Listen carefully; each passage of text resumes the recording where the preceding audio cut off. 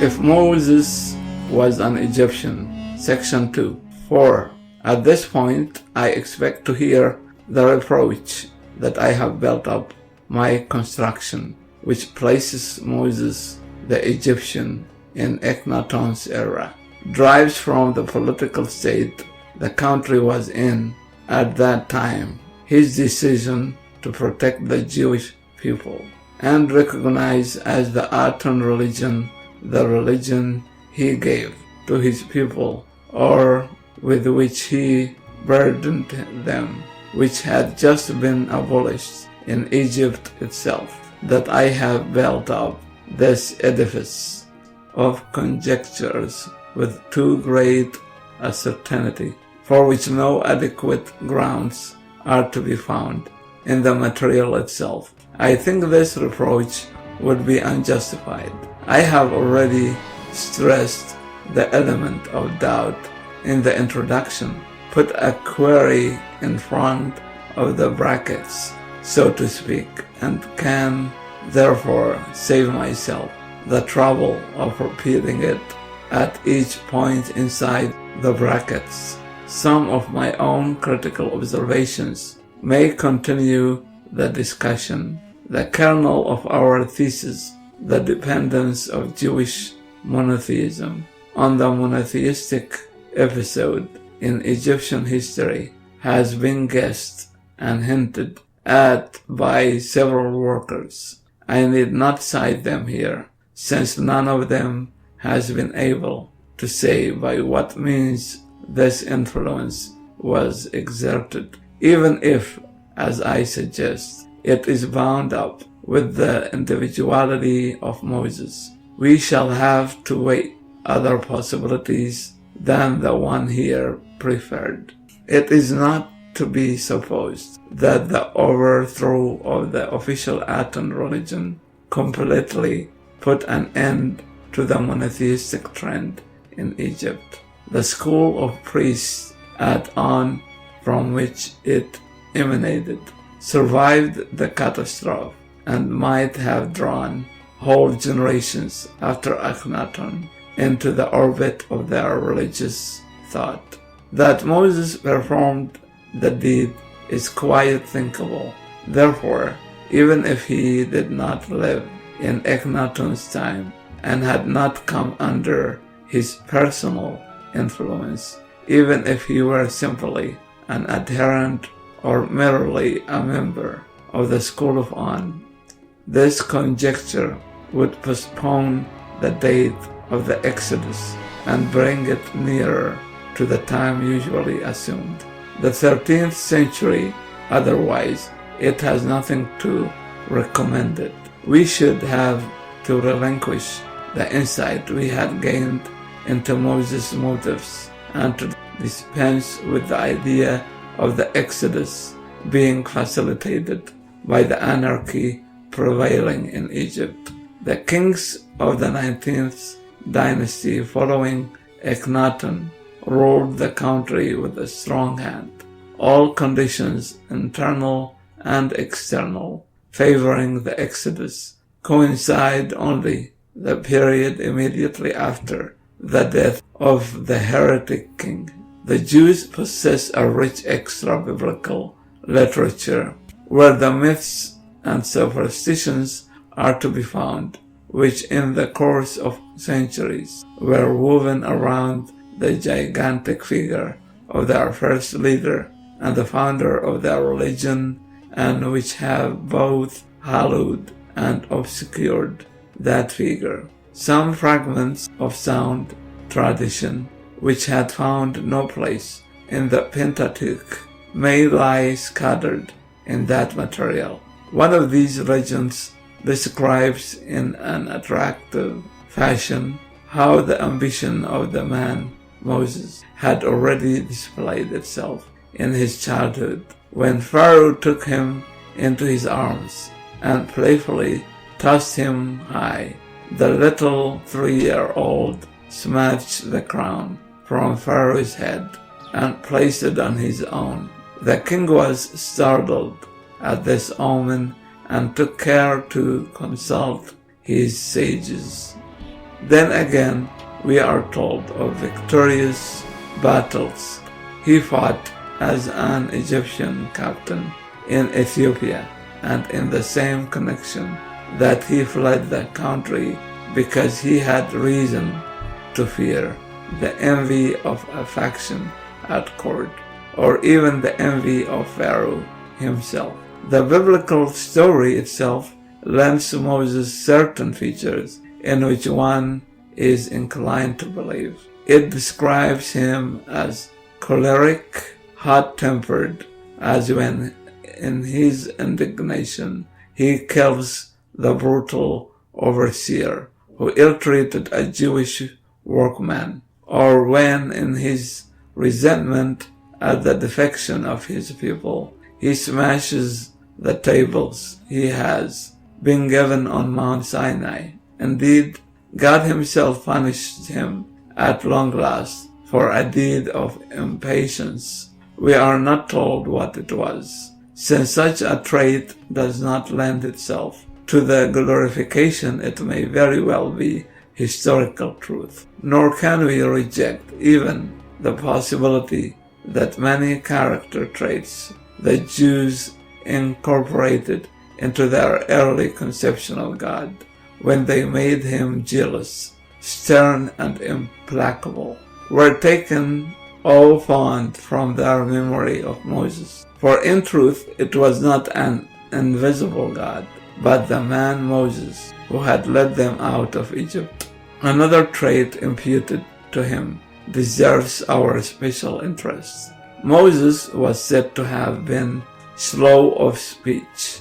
That is to say, he must have had a speech impediment or inhibition, so that he had to call on Aaron, who is called his brother, for assistance in his supposed discussions with Pharaoh.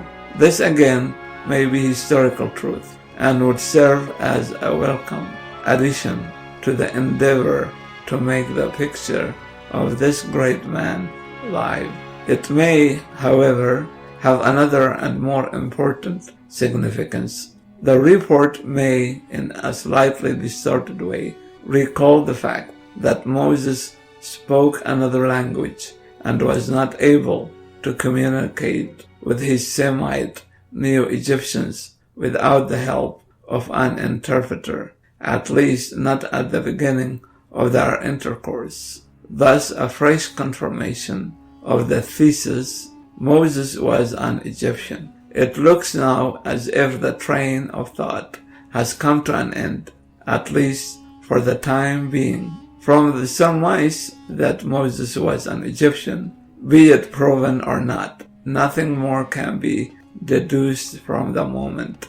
No historian can regard the biblical account of Moses and the Exodus as other than a pious myth which transformed a remote tradition in the interest of its own tendencies. How the tradition ran originally, we do not know. What the distorting tendencies were, we should like to guess, but we are kept in the dark by our ignorance of the historical events, that our reconstruction leaves no room for so many spectacular features of the biblical text: the 10 plagues, the passage through the Red Sea, the solemn law giving on Mount Sinai will not lead us astray.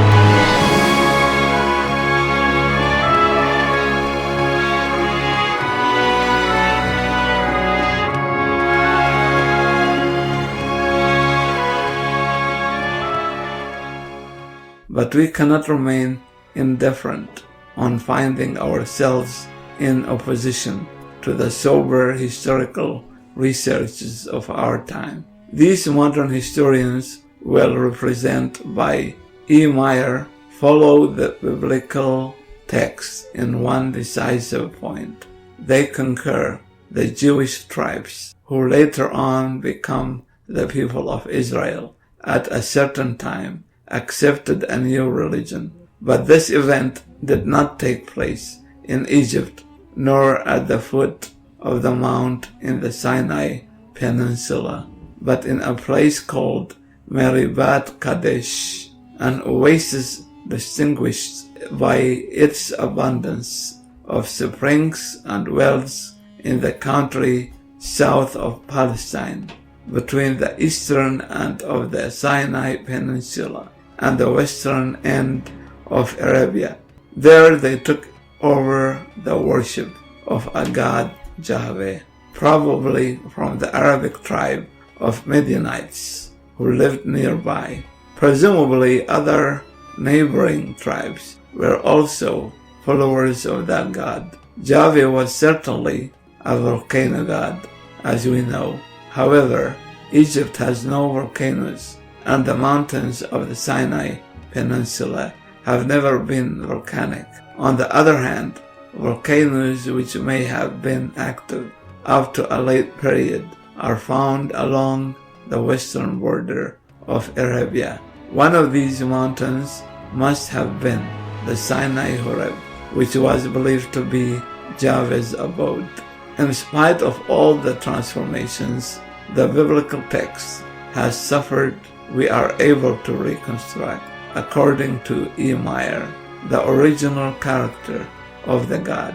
He is an uncanny, bloodthirsty demon who walks by night and shuns the light of the day. The mediator between the people and the god at this birth of a new religion was called Moses. He was the son-in-law of the Midianite priest Jethro and was tending his flocks when he received the divine summons. Jethro visited him in Kadesh to give him instructions. E. Meyer says it is true that he never doubted there was a kernel of historical truth in the story of the bondage in Egypt and the catastrophe of the Egyptians, but evidently he does not know where that recognized fact belongs and what to do with it.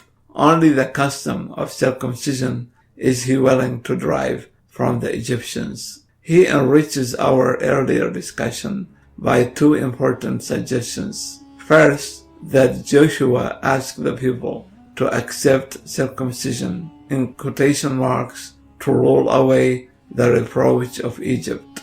And secondly, by the quotation from Herodotus that the Phoenicians, which probably means the Jews, and the Syrians in Palestine themselves admitted having learned the custom of circumcision from the Egyptians.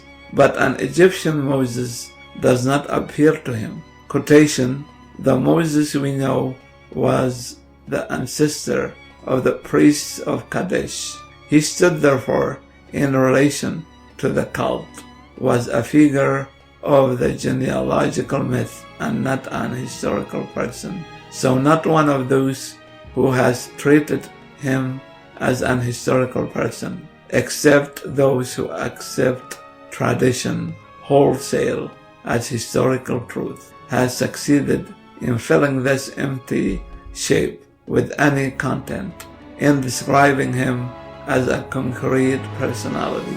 They have had nothing to tell us about what he achieved or about his mission in history. On the other hand, Meyer never wearies of telling us about Moses' relation to the Kadesh and Midian.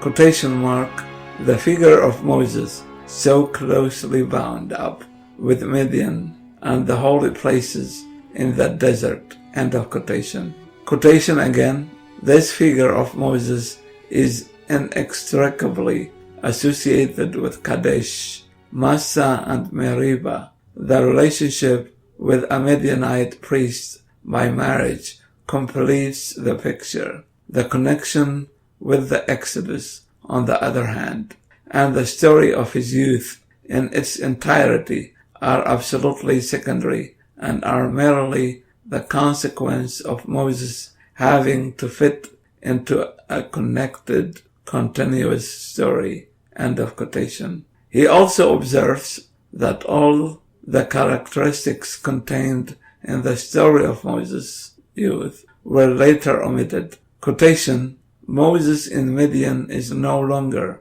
an Egyptian and Pharaoh's grandson, but a shepherd to whom Yahweh reveals himself. In the story of the 10 plagues, his former relationships are no longer mentioned, although they could have been used very effectively, and the order to kill the Israelite firstborn is entirely forgotten.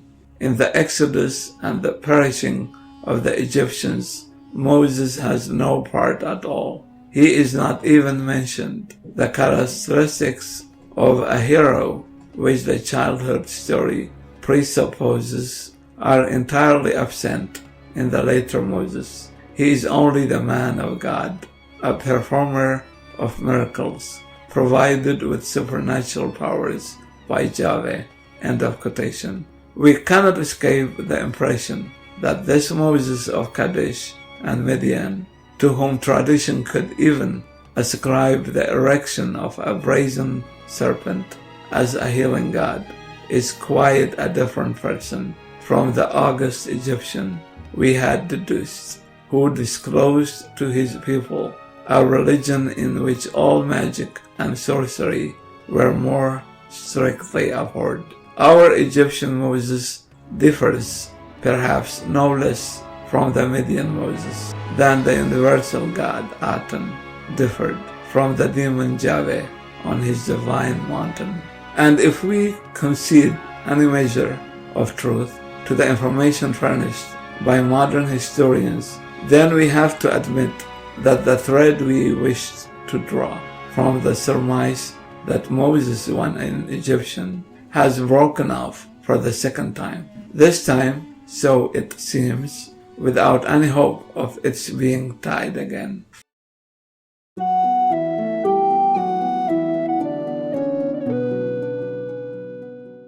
Five, a way unexpectedly presents itself, however, out of this difficulty too.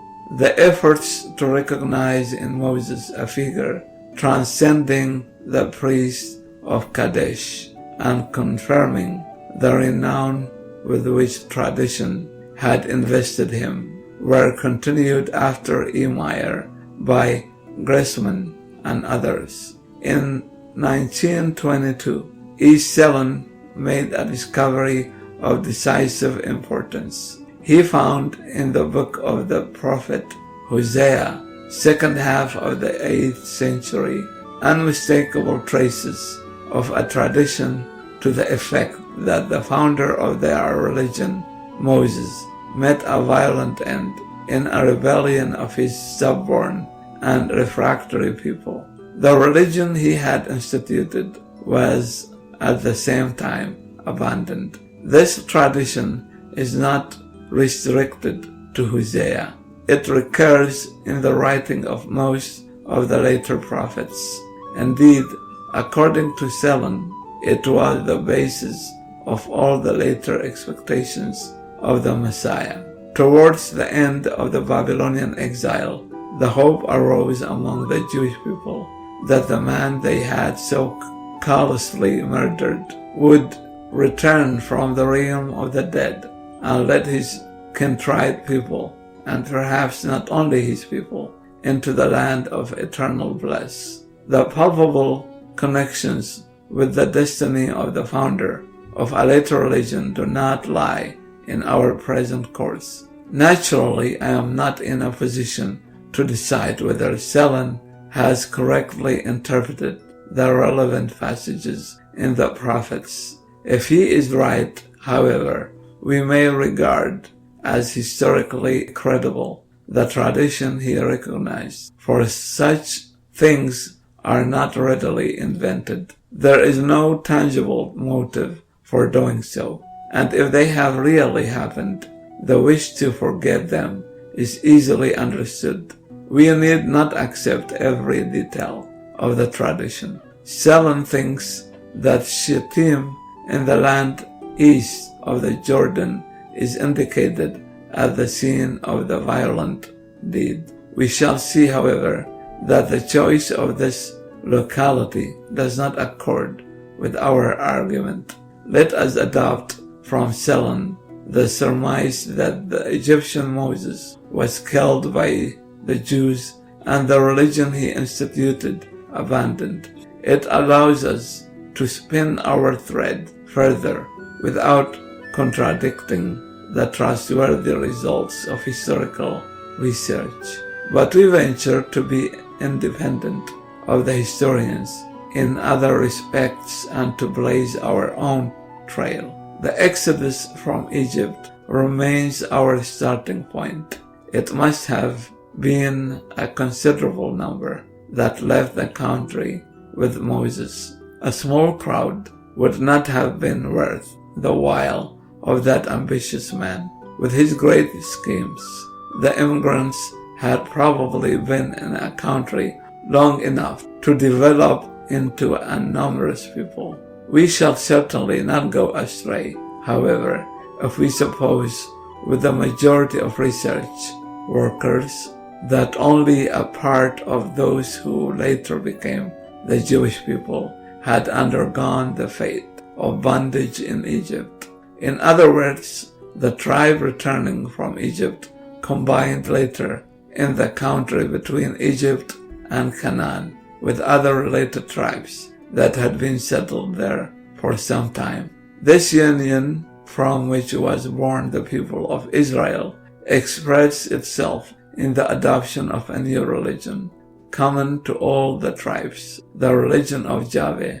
According to E. Meyer, this came about in Kadesh under the influence of the Midianites. Thereupon, the people felt strong enough to undertake the invasion of Canaan. It does not fit in with the course of events that the catastrophe to Moses and his religion should have taken place in the land east of the Jordan. It must have happened a long time before the Union. It is certain that many very diverse elements contributed to the building up of the Jewish people, but the greatest difference among them must have depended whether they had experienced the sojourn in Egypt and what followed it or not. From this point of view, we may say that the nation was made up by a union of two constituents, and to accord with this fact that after a short period of political unity, it broke asunder into two parts, the kingdom of Israel and the kingdom of Judah. History loves such restorations in which later fusions are redissolved and former separations become once more apparent. The most impressive example, a very well-known one, was provided by the Reformation, when after an interval of more than 1,000 years, it brought to light again the frontier between the Germania that had been Roman and the part that had always remained independent. With the Jewish people, we cannot verify such a faithful reproduction of the former state of affairs. Our knowledge of those times is too uncertain to permit the assumption that Northern Kingdom had absorbed the original settlers, the Southern those returning from Egypt. But the later dissolution, in this case also, could not have been unconnected with the earlier union. The former Egyptians were probably fewer than the others, but they proved to be on a higher level culturally. They exercised a more important influence on the later development of the people because they brought with them a tradition the others lacked. Perhaps they brought something else, something more tangible than a tradition. Among the greatest riddles of Jewish prehistoric times is that concerning the antecedents of the Levites. They are said to have been derived from one of the 12 tribes of Israel, the tribe of Levi, but no tradition has ever ventured to pronounce on where that tribe originally dwelt or what portion of the conquered country of Canaan had been alluded to it. They occupied the most important priestly positions, but yet they were distinguished from the priests. A Levite is not necessarily a priest. It is not the name of a caste. Our supposition about the person of Moses suggests an explanation. It is not credible that a great gentleman like the Egyptian Moses approached a people strange to him without an escort. He must have brought his retinue with him, his nearest adherents, his scribes, his servants. These were the original Levites. Tradition maintains that Moses was a Levite. This seems a transparent distortion of the actual state of affairs. The Levites were Moses' people. This solution is supported by what I mentioned in my previous essay, that in later times we find Egyptian names only among the Levites. We may suppose that a fair number of these Moses people escaped the fate that overtook him and his religion. They increased in the following generations and fused with the people among whom they lived, but they remained faithful to their master, honored his memory, and retained the tradition of his teaching. At the time of the union with the followers of Yahweh, they formed an influential minority, culturally superior to the rest. I suggest, and it is only a suggestion so far, that between the downfall of Moses and the founding of our religion at Kadesh, 2 generations were born and vanished, that perhaps even a century elapsed. I do not see my way to determine whether the new Egyptians, as I should like to call those who returned from Egypt, in the distinction to the other Jews, met with their blood relations after these had already accepted the Yahweh religion, or before that had happened. Perhaps the latter is more likely. It makes no difference to the final result. What happened at Kadesh was a compromise in which the part taken by the Moses tribe is unmistakable.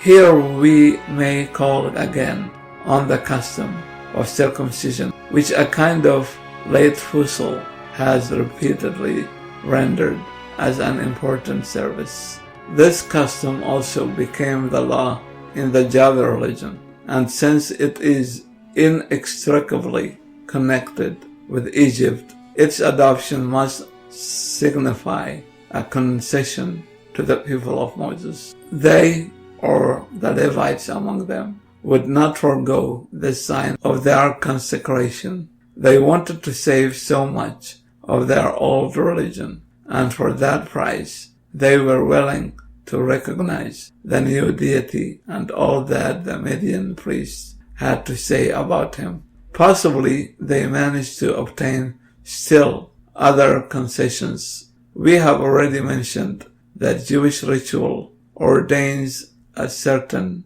economy in the use of the name of God. And instead of Yahweh, they had to say Adonai. It is tempting to fit this commandment into our argument, but that is merely a surmise. The prohibition upon uttering the name of God is, as well known, a primeval taboo. Why exactly it was renewed in the Jewish commandments is not quite clear. It is not out of the question that this happened under the influence of a new motive. There is no reason to suppose that the commandment was consistently followed.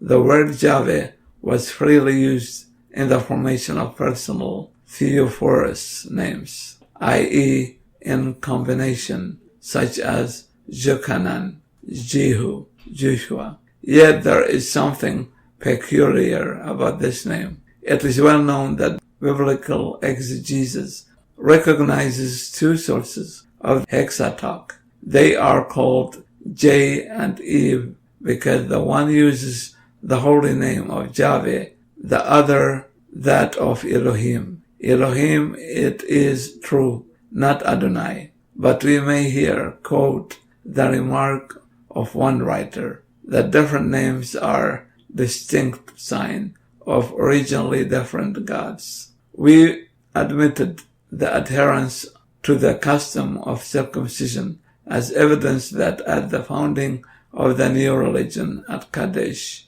a compromise had taken place. What it consisted in, we learn from both J and E. The two accounts coincide and must therefore go back to a common source, either a written source or an oral tradition. The guiding purpose was to prove the greatness and power of the new God Yahweh. Since the Moses people attached such great importance to their experience of the Exodus from Egypt, the deed of freeing them had to be ascribed to Yahweh. It had to be adorned with features that proved the terrific grandeur of this volcano god, such as, for example, the pillar of smoke, which changed to one of fire by night, or the storm that parted the waters, so that the pursuers were drowned by the returning floods of water. The Exodus and the founding of the new religion were thus brought close together in time, the long interval between them being denied. Best of all of the 10 Commandments, 2 was said to have taken place, not at Kadesh, but at the foot of the holy mountain, amidst the signs of volcanic eruption. This description, however, did a serious wrong to the memory of the man Moses. It was he, and not the volcano god, who had freed his people from Egypt. Some compensation was therefore due to him, and it was given by transposing Moses to Kadesh, or to the Mount Sinai, Horeb, and putting him in the place of Midianite priests. We shall consider later how this solution satisfied another irresistibly urgent tendency. By its means, a balance, so to speak, was established. Yahweh was allowed to extend his reach to Egypt from his mountain in Midian, while the existence and activity of Moses were transferred to Kadesh and the country east of the Jordan. This is how he became one with the person who later established a religion, the son-in-law of the Midianite Jethro, the man to whom he lent his name, Moses. We know nothing personal, however, about this other Moses. He is entirely obscured by the first, the Egyptian Moses, except possibly from the clues provided by the contradictions to be found in the Bible. In the characterization of Moses, he is often enough described as masterful, hot-tempered, even violent, and yet it is also said of him that he was the most patient and sweet-tempered of all men. It is clear that the latter qualities would have been of no use to the Egyptian Moses, who planned such great and difficult projects for his people. Perhaps they belonged to the other, the Midianite. I think we are justified in separating the two persons from each other and in assuming that the Egyptian Moses never was in Kadesh and had never heard the name of Yahweh, whereas the Midianite Moses never set foot in Egypt and knew nothing of Aton. In order to make the two people into one, tradition or legend had to bring the Egyptian Moses to Midian, and we have seen that more than one explanation was given for it.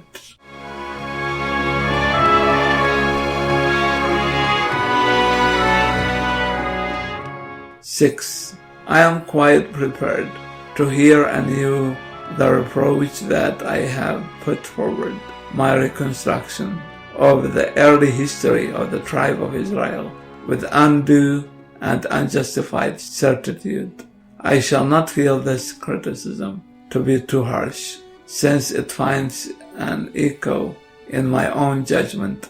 I know myself that this reconstruction has its weak places, but it also has its strong ones. On the whole, the argument in the favor of continuing this work in the same direction prevail. The biblical record before us contains valuable, nay invaluable, historical evidence. It has, however, been distorted by tendentious influence and elaborated by the products of poetical invention. In our work, we have already been able to divine one of these distorting tendencies. This discovery shall guide us on our way. It is a hint to uncover other similar distorting influences. If we find reasons for recognizing the distortions produced by them, then we shall be able to bring to light more of the true course of events. Let us begin by marking what critical research work on the Bible has to say about how the Hexateuch, the 5 books of Moses, and the book of Joshua, for they alone are of interest to us here, came to be written. The oldest source is considered to be J, the Jehovistic, in the author of which the most modern research workers think they can recognize the priest Abiathar, a contemporary of King David. A little later, it is not known how much later comes the so-called Elohistic belonging to the northern kingdom. After the destruction of this kingdom in 722 BC, a Jewish priest combined portions of J and E, added his own contributions. His compilation is designated as JE. In the 7th century, Deuteronomy, the 5th book, was added, it being alleged that the whole of it had been newly found in the temple. In the time after the destruction of the temple in 586 BC, during the exile and after the return, is placed the rewriting called the Priestly Code. The 5th century saw a definitive revision, and since then the work has not been materially altered.